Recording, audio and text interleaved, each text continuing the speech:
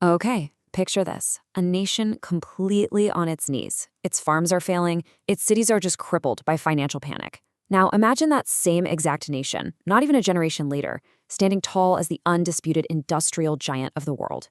It sounds impossible, right? Well, today we're going to dive into that incredible story, the great economic transformation of the United States. This quote, it really paints a picture of the time, doesn't it?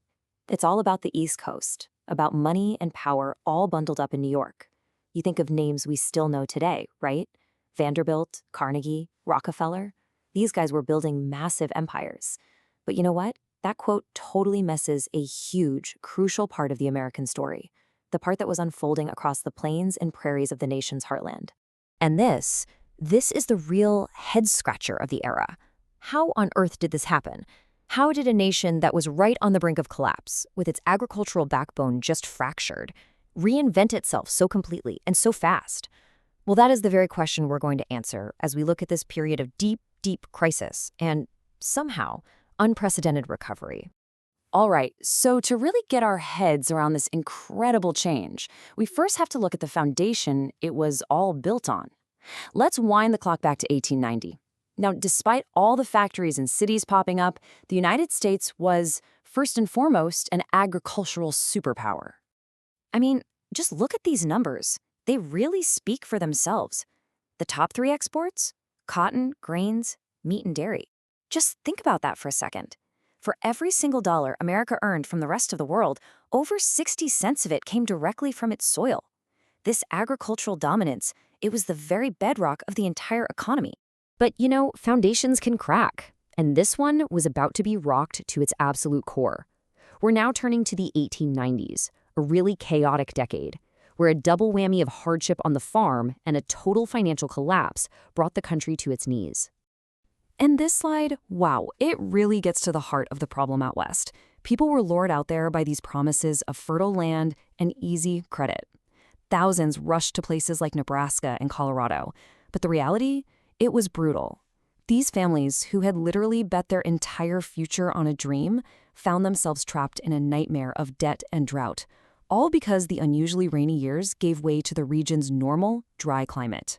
So this timeline really helps us connect the dots.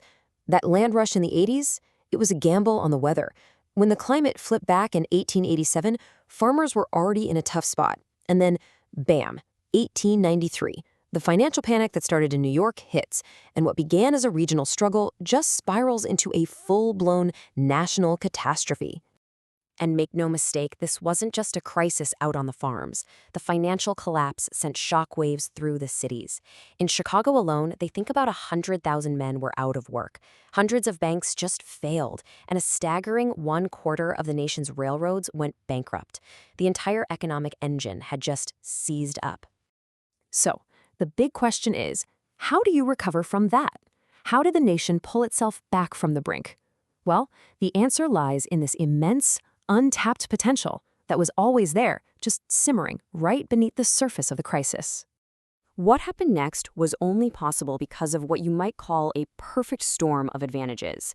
The U.S. was basically a self-sufficient giant. It was blessed with huge deposits of coal, iron, and oil. It had this massive internal market, all connected by railroads, a never-ending stream of immigrant labor to power its factories, and importantly, a government that was actively rooting for industry. And the government? Oh, it was anything but a passive observer. As you can see here, it had these powerful levers it could pull. High tariffs, they protected American factories from cheap foreign goods. Relaxed immigration rules, that made sure there was always a steady supply of labor. These weren't just random policies. They were part of this powerful belief that the government's job was to create the perfect conditions for industrial capitalism to just thrive. Okay, so starting around 1895, things didn't just get better. The American economy didn't just recover, it launched into this period of absolutely explosive growth. It was a takeoff so spectacular that European competitors watching from across the Atlantic actually called it the American commercial invasion. Now, what's so fascinating about this slide is how it captures the sheer scale of this invasion. In 1890, you can see the U.S. is already a major player, but jump forward just 20 years to 1910, whoa. American steel production has nearly tripled. It's now producing more than its two biggest rivals, Great Britain and Germany, combined. That's an absolutely astonishing shift in global power. And this staggering 400% increase was fueled by that perfect combination of American strengths we talked about.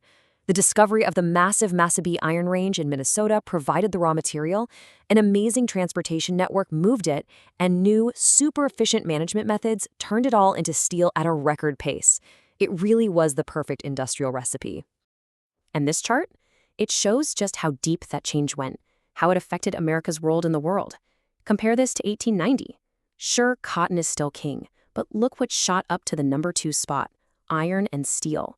The entire economic identity of the nation was fundamentally changing, from a land of farms to a land of factories. So, you're probably wondering, what about the farmer? The one who was in such deep trouble just a decade earlier? Well, amazingly, the industrial boom didn't leave them behind.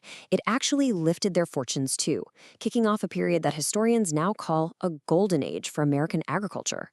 Well, a whole bunch of things came together at just the right time for the farmer.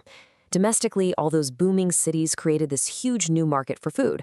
On the world stage, modernization and eventually the start of World War I sent demand for American farm exports through the roof. And crucially, the government stepped in with acts that helped with things like irrigation and finance, helping prices rise to a level of parity, which gave farmers real, actual buying power again. But, and this is a huge but, we have to be careful here. This prosperity, as golden as it seemed, was fragile. It was really resting on the temporary conditions of a world at war and on farming land that probably shouldn't have been farmed. It was a boom built on a really precarious foundation, one that was going to be tested the second the guns of Europe fell silent. So this whole journey from total crisis to becoming this industrial colossus, it really shows you something fundamental about the American economy. Its incredible capacity for dramatic booms and absolutely devastating busts. And it forces us to ask a timeless question. What happens when the music stops? For the generation of 1917, the answer to that question, well, it would define their future. Thanks for joining me.